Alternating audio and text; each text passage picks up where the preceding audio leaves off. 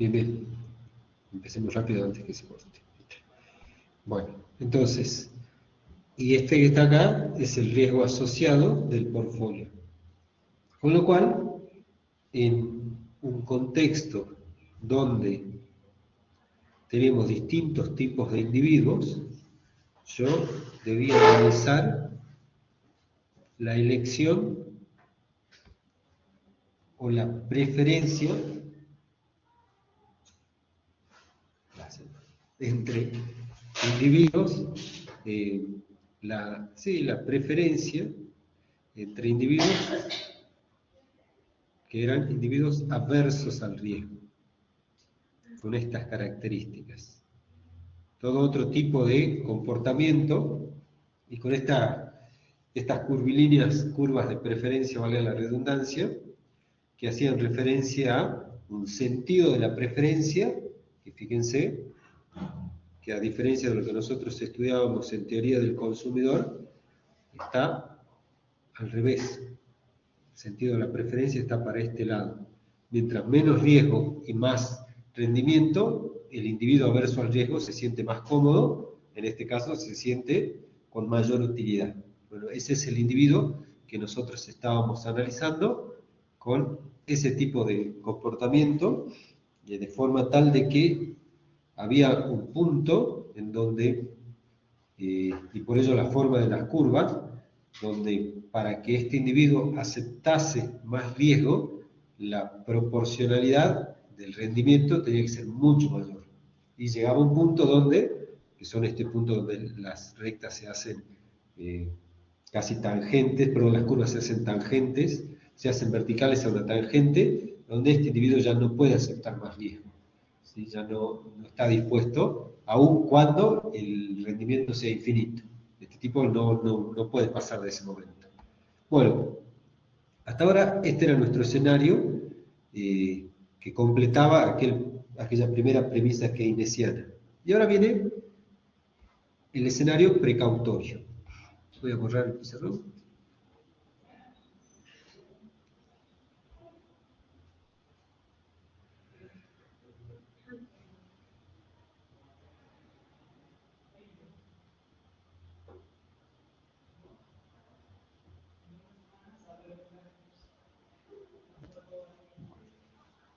Entonces, ahora, la demanda precautoria para nosotros hasta ahora estaba relacionada casi supletoriamente, es decir, casi complementariamente por descarte, estaba también relacionado con el nivel de ingreso del individuo. Desde una acepción netamente keynesiana. Sin embargo, nosotros vamos a expandir esta idea y la vamos a llamar una idea de demanda regulatoria de dinero, pero regulatoria no en el sentido externo, es decir, no hay alguien que desde afuera regule la cantidad de dinero, sino es el mismo individuo, en base a unas reglas, que va a demandar más o menos cantidad de dinero. Y esta regulación de dinero viene en dos modelos. El modelo que se llama el modelo de Rule, que son los modelos más utilizados, y los modelos de Smoothing, que son modelos, bueno, ustedes deben estar trabajando en econometría 2 ahora, que son modelos que hacen referencia a los steady state, a los estados estacionarios, o a los estados de largo plazo de deseo, de demanda o de cantidad de dinero de un individuo. En definitiva, nosotros decimos, los individuos ya no por complemento o por defecto van a relacionar la demanda precautoria con el ingreso, sino con un comportamiento regulatorio. Y ese comportamiento puede estar por medio de una regla que fije bandas regulatorias. Esa regla va a decir, tenés mucha cantidad de dinero o tenés poca cantidad de dinero precautorio. O a partir de un comportamiento en largo plazo. Yo voy a hacer un pequeño spoiler, porque este es el momento. El modelo de Rule hace referencia a lo siguiente.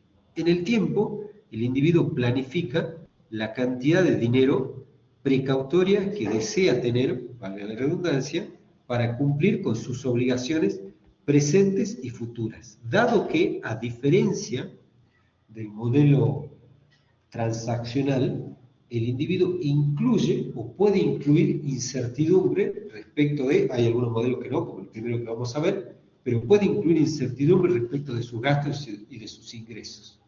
Ahora, la temporalidad hace que, a medida que el individuo mantenga más dinero, pierda de ganar, y que a medida que mantenga menos dinero, pueda ganar cada vez más dinero ahorrando. Entonces, los modelos de Rull son estos modelos donde en el tiempo la cantidad de dinero se va a regular, a partir de determinadas bandas sobre las cuales el individuo va a decir: tengo mucha cantidad de dinero precautorio para lo que yo conozco, que pueden llegar a ser escenarios donde necesite ese dinero, o tengo poca cantidad de dinero para eso. ¿Sí? ¿A qué les hace recordar estas bandas? Exactamente, a las bandas de explotación. O sea que, increíblemente, nuestro equipo económico está usando un modelo de Rull para administrar el tipo de cambio, lo cual era algo impensado hasta hace muy poco tiempo. Ahora, la clave está en qué es mucho y qué es poco, y la clave está en que, a diferencia de los modelos keynesianos, si vos guardás dinero, ¿cómo guardás ese dinero? Ese dinero lo tenés que guardar para poder utilizarlo, pero guardar para poder utilizarlo no significa que lo tenés que tener en efectivo, lo tenés que tener en una manera que se pueda convertir en líquido de forma inmediata. Pero los dineros que se pueden convertir en líquido de forma inmediata también te pueden rendir intereses. Nosotros a eso le llamamos el narrow money, es decir, broad money, broad conception of money, una concepción amplia de dinero. Entonces vos podés tener dinero que lo transformás inmediatamente, pero no está inmovilizado, te está pagando intereses. Con lo cual, en cada momento vos tenés que autoadministrar la cantidad de dinero que tenés, porque si te estás generando intereses, en un periodo posterior tenés más dinero que en el periodo anterior. Y si en ese periodo posterior tenés más dinero, ¿en qué momento llegás al techo de la banda? Bueno, la clave, increíblemente, no está en determinar el techo de la banda, sino en una acepción geométrica de entorno reducido que dice cuál es el momento del que pasás de pendiente positiva a pendiente negativa. Es decir, lo que vamos a hacer es, vamos a definir, acá le voy a llamar T1 y T2, cuál es el momento en el que pasás de tener mucho dinero a pasar de tener poco dinero. En este momento tenías poco dinero, en este momento tenés mucho dinero y en este momento tenés otra vez poco dinero. Si nosotros, lo voy a extrapolar, hiciéramos una curva, lo que estamos haciendo es encontrar un valor óptimo. Es decir, el óptimo va a ser aquel a partir del cual, si yo me muevo a la derecha o a la izquierda, la cantidad de dinero va a decrecer. Entonces, este punto que está acá es la cantidad de dinero máxima que puede tener el individuo. ¿Por qué? Porque si yo trazo una recta tangente a ese punto, va a ser perpendicular al eje de la abscisis. Entonces, si me muevo a la derecha o a la izquierda, voy a tener que tener menos dinero que eso. Y lo mismo va a pasar acá. Voy a determinar la cantidad mínima óptima de dinero, lo hago una extrapolación, a partir de encontrar cuál es un mínimo local, van a ser siempre estos mínimos, porque alrededor de ese mínimo, si me muevo a la izquierda o a la derecha, la cantidad de dinero tiene que crecer. Y como voy a determinar eso, no por cálculo, sino por aproximación.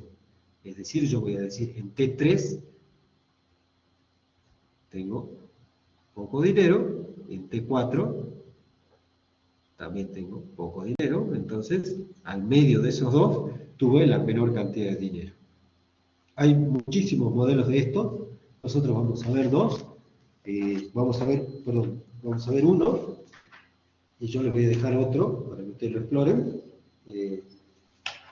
Pero bueno, a medida que vamos viendo más y más, se van complejizando un poquitito más. Bajo esto que va a formar.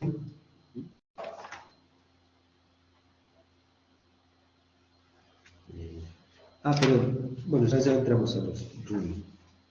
Y el otro, el modelo de smoothing, es un modelo econométricamente más sencillo de interpretar porque vos definís a largo plazo cuál es la cantidad demandada de dinero precautoria deseada por el individuo. Entonces, a medida que esa cantidad de dinero se va alejando, nos tenemos que, para la redundancia, acercar. ¿Qué es esto? Esto es lo que se conoce como un SM, un Error Correction Model. Un modelo de corrección de errores que lo que hace es ajustar respecto del estado estacionario o del estado deseado, en este caso sería de cantidad de dinero. Si tengo mucho respecto de ese estado, si tengo poco respecto de ese estado. Por supuesto, acá están los mayores desafíos, porque como ustedes conocen del curso de econometría, la estacionalidad se puede definir de distintas maneras, e incluso esta también sería una serie estacionario, porque se está estacionando alrededor de la tendencia. Entonces, lo que tenemos que hacer es definir en determinado modelo cuál va a ser el concepto de estacionalidad, si va a ser en la media, si va a ser en la media móvil, si va a ser en la varianza, si va a ser en la covarianza. A medida que vamos en la media, si va a ser en la media móvil, si va a ser en la varianza, si va a ser en la covarianza. A medida que vamos pasando, se van complejizando un poquitito los modelos. ¿Estamos hasta ahí? Bueno, empecemos con el rule, por favor.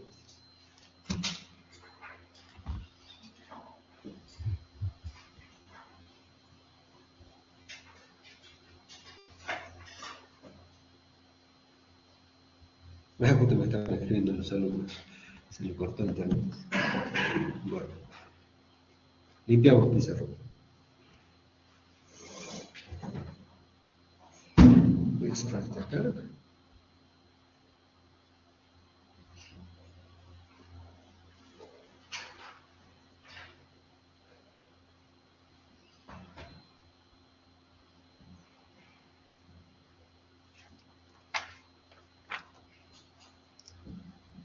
Bueno, recuerden por favor la referencia, capítulo 6 de Handa completo.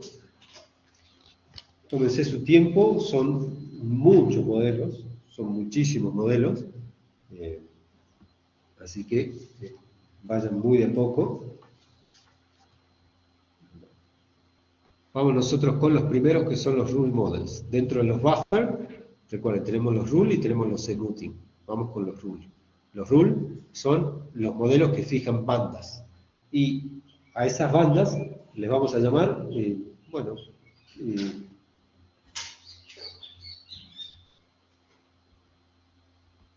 cash balance. Sí. Perdón. Balance. Sería balances. Balance. Entonces, nosotros necesitamos la siguiente regla para administrar un dinero que está pensado como no necesariamente para realizar transacciones y no necesariamente para ganar intereses. Está pensado como aquella primera acepción de un dinero que se guarda, no quiero decir por si acaso, pero bueno, por si acaso. Entonces, nosotros tenemos el M máximo, la cantidad máxima de dinero, y el M mínimo, la cantidad mínima de dinero que podemos tener.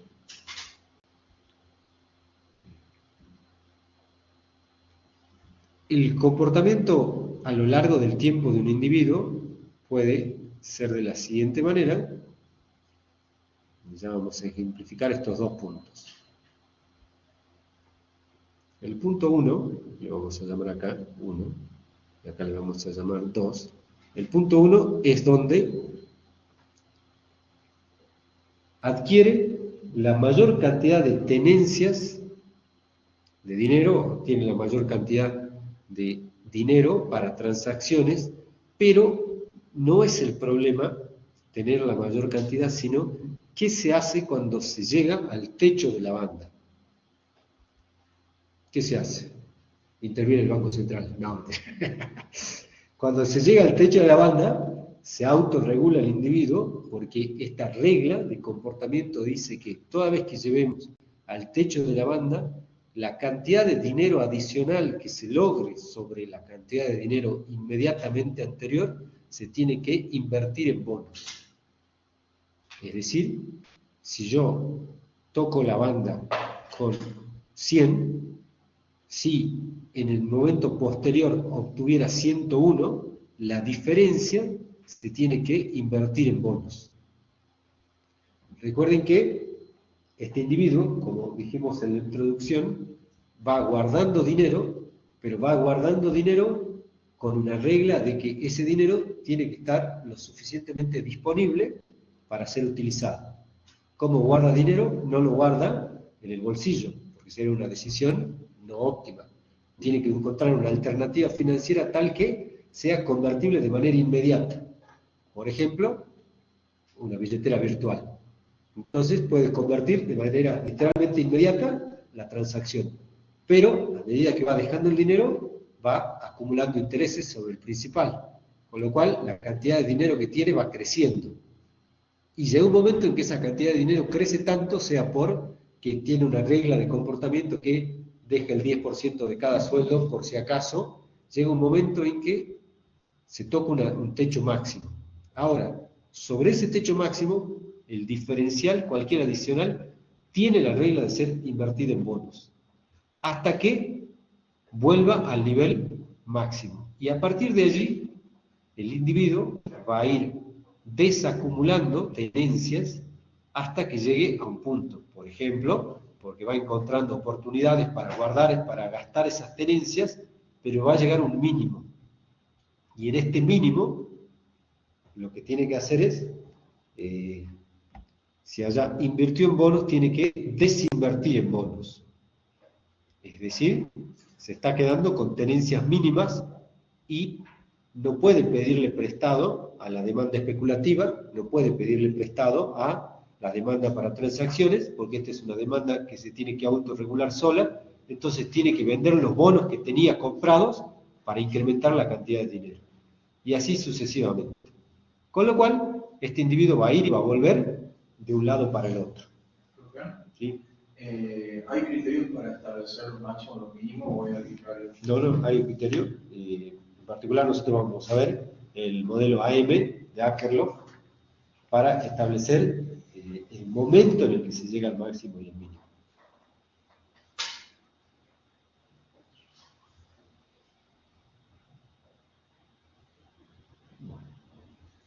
Entonces, aprovechando la pregunta de Matías, vamos a resolver el primer modelo que me identifica cómo lograr el máximo y cómo lograr el mínimo. Le vamos a llamar el Z mayúscula y el Z minúscula.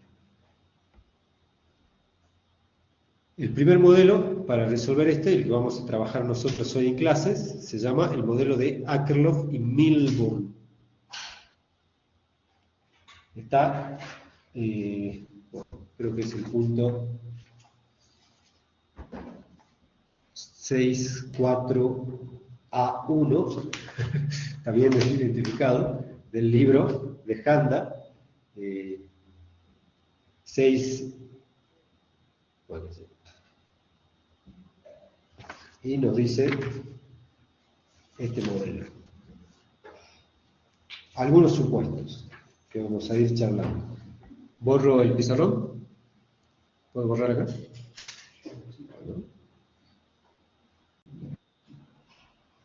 Acá.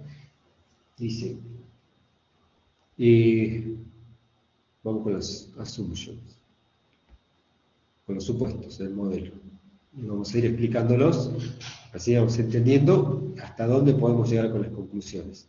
El individuo va a tener un nivel de ingreso, que le llaman receipt, que está dada al comienzo del periodo.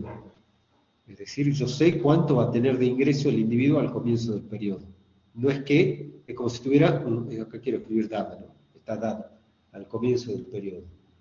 Y también al comienzo del periodo va a comenzar, valga la redundancia, con un gasto, con un nivel de consumo conocido para cada periodo. Entonces, tanto para el gasto como para el ingreso, voy a conocerlo, y la clave de esto es que va a ser continuo a lo largo del periodo. Muy similar al modelo de Baumol y Tobin. Siendo que, ahora vamos a plasmar una condición que no estaba prevista, que el consumo puede ser menor que el ingreso.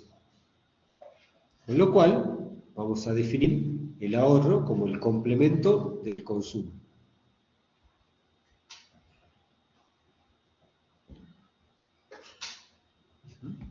Pero esto se tiene que dar para cada periodo, para todos los periodos y para cada periodo. Es decir, en cada periodo, el individuo, aún conociendo cuál es su ingreso, cuál es su nivel de consumo, va a tomar una regla de ahorrar.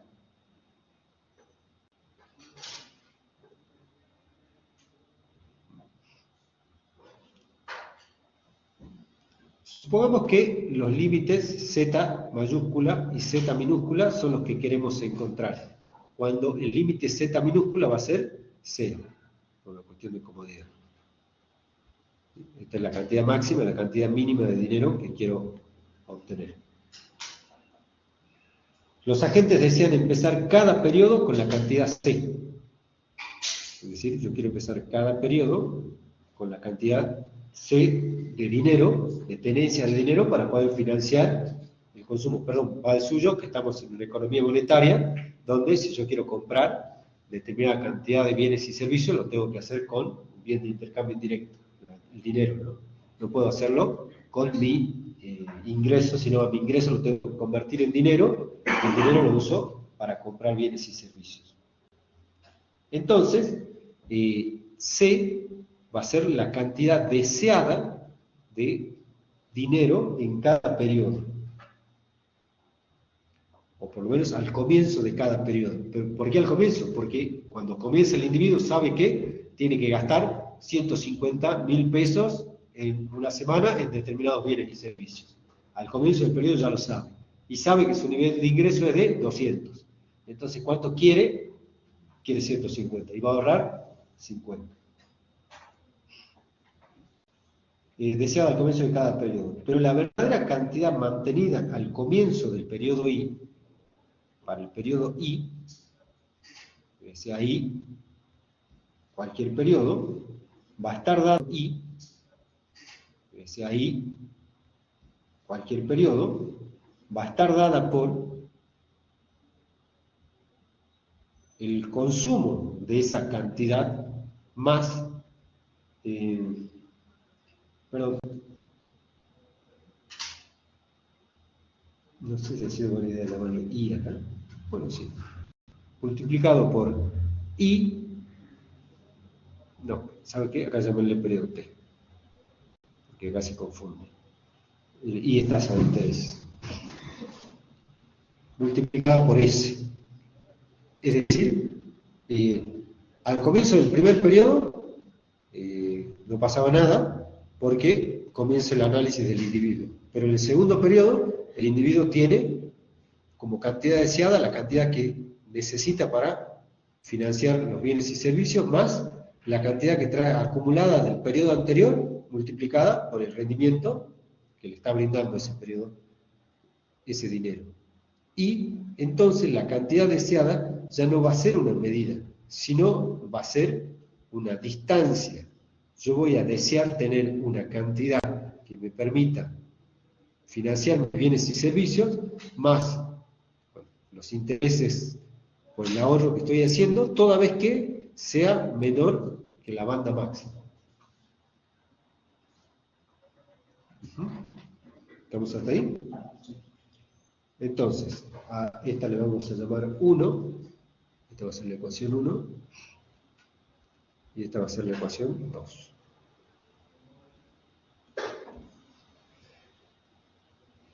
Si el límite superior z, recuerden, este es z, y este z chiquitito, que va a ser 0, este es n, este es t, y si después de n periodos el límite superior z es alcanzado, es decir, va a venir así, y justo en n alcanzo el límite superior z, significa que en el entorno reducido inmediatamente anterior n-1 estaba casi por alcanzarlo. Con lo cual, lo que nosotros vamos a decir es que z se encuentra entre n periodos y n-1 periodos, más n-1 por s. Ahí el consumo más n por s. Sí, acá. Sí. Este I era cualquier periodo I, o un periodo I. Y el periodo n es justo el periodo donde alcanzo la cantidad máxima deseada. Entonces, desde acá, yo voy a terminar concluyendo que, a ver si lo pueden después de ustedes despejar, que la cantidad máxima que se alcanza entre n y n-1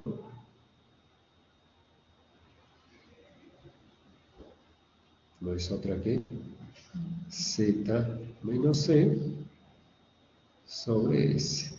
Exacto.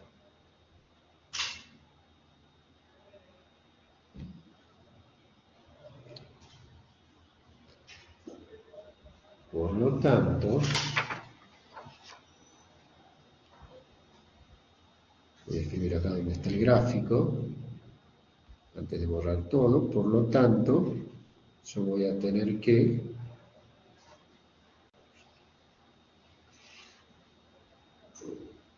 esto sigue.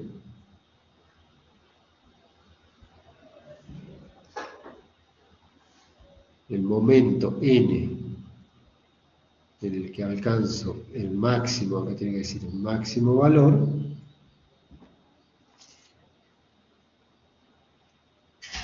va a ser z, perdón, máximo, este es máximo, ¿no? Y este es una n. Z menos c sobre s, todo ello más 1.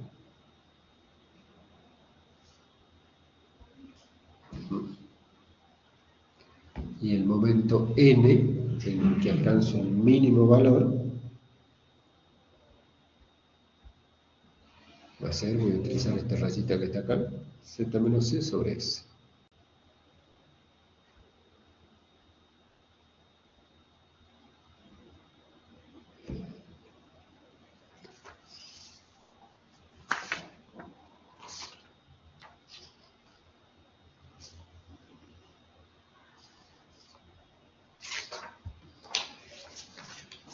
Luego la cantidad C se gasta de manera uniforme, bueno, hasta acá el planteo. Ahora veamos la solución.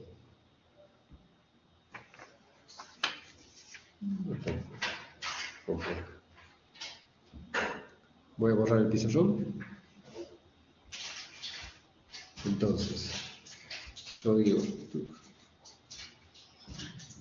que si la cantidad C se gasta de manera uniforme, como el modelo de Baumol, así, este es el consumo,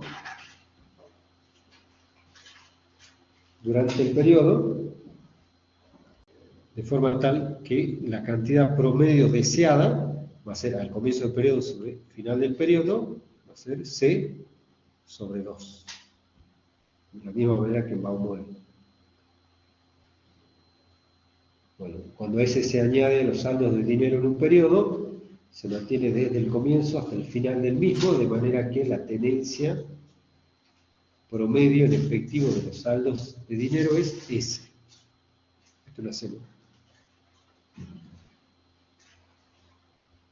Luego, la secuencia del saldo promedio deseado más las tenencias sobrantes a partir de la distancia del saldo promedio deseado y lo que me queda, esto es lo que yo deseo, la distancia entre la curva y lo que yo deseo es el ahorro, pero en cada periodo va a estar dado por C sobre 2, más la acumulación de interés en cada periodo. C sobre 2 más el ahorro,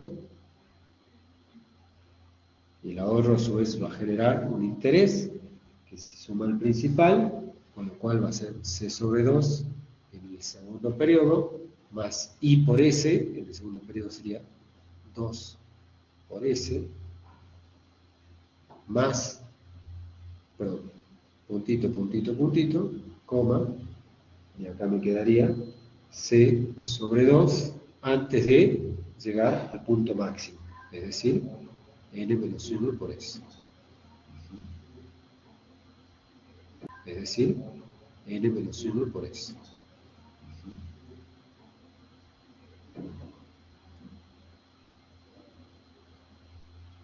Si lo resuelvo, me queda, si saco factor común, C sobre 2, me va a quedar una progresión geométrica, que van a ver cómo la resuelvo. 1 más S, 1 más 2S,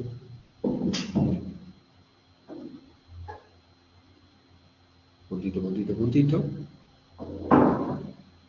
N menos 1 por S.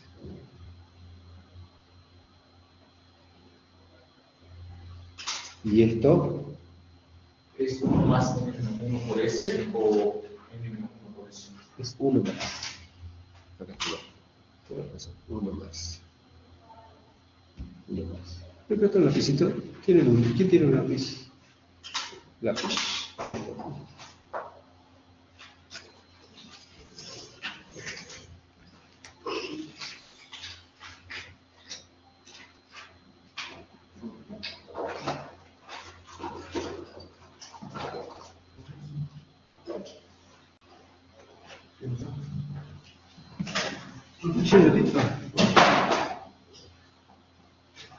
Uno más, N menos 1 por S. Entonces, vamos a suponer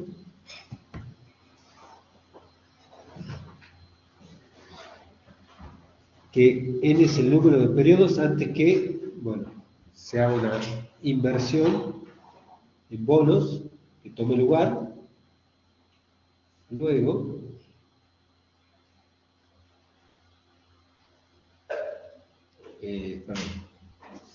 si, como lo expresamos, el saldo promedio entre dos periodos es la cantidad deseada sobre 2, el saldo promedio en n periodos va a ser la cantidad deseada sobre n periodos. Y esto no es otra cosa que la demanda de dinero precautoria según el modelo de Akerlof, que dado la característica de esta progresión, yo no lo corroboré, si quieren hacerlo ustedes, termina siendo la cantidad promedio deseada más S sobre N menos 1, perdón, por N menos 1 sobre 2.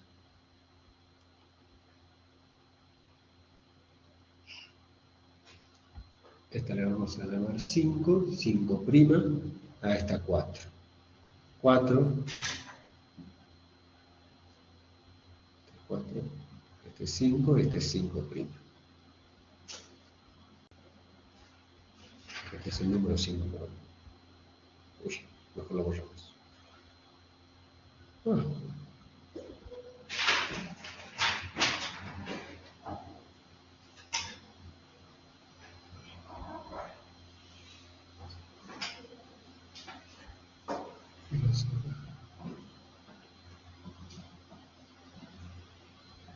Perdón, un segundo.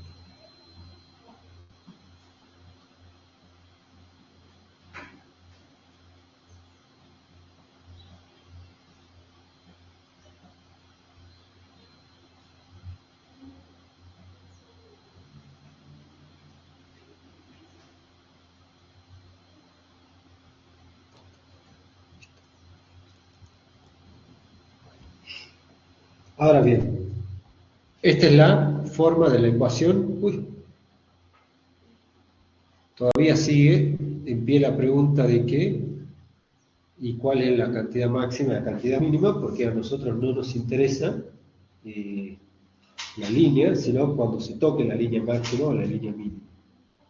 Entonces, acá, ay, perdón, voy a borrar de nuevo el pizarrón. Me dice AM que la cantidad máxima de dinero va a estar reemplazando las ecuaciones 3', donde tenemos n máximo y n mínimo, en 5'. Es decir, cuando yo planteé n máximo como,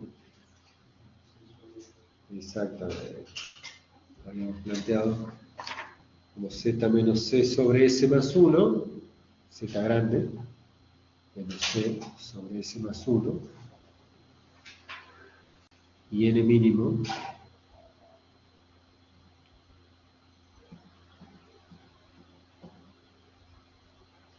como z menos c sobre s.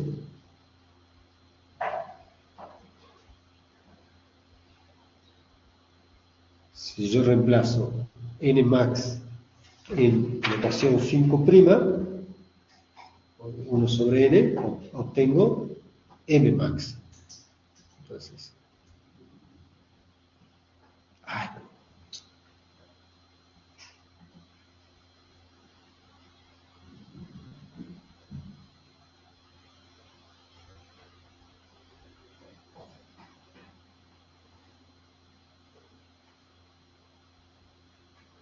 la demanda máxima, entonces va a ser C sobre 2 más S por N max menos 1, ¿sí?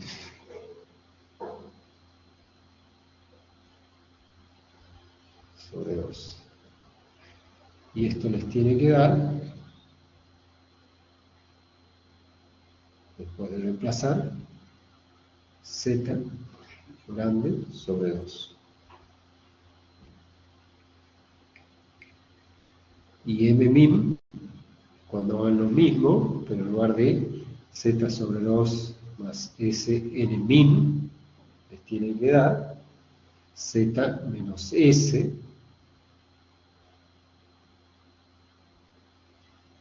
sobre 2.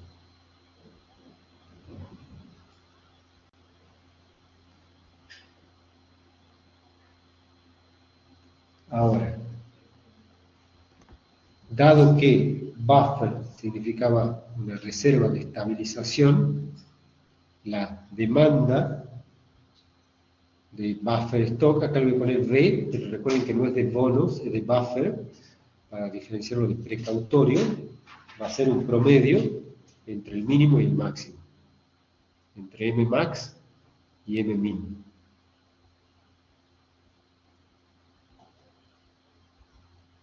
Y M min, sobre 2, ¿no? Por supuesto.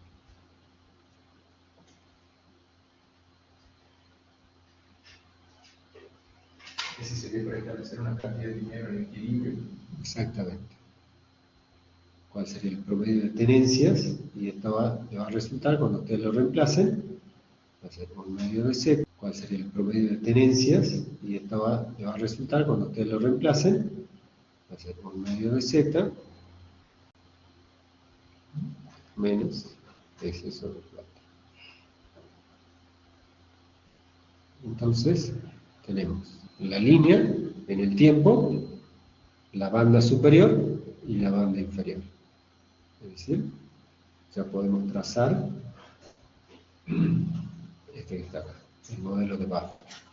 Siendo que la línea inferior, por el supuesto del modelo, es 0, ¿no? Con lo cual estamos definiendo solo la línea superior. Esto es lo que estamos haciendo.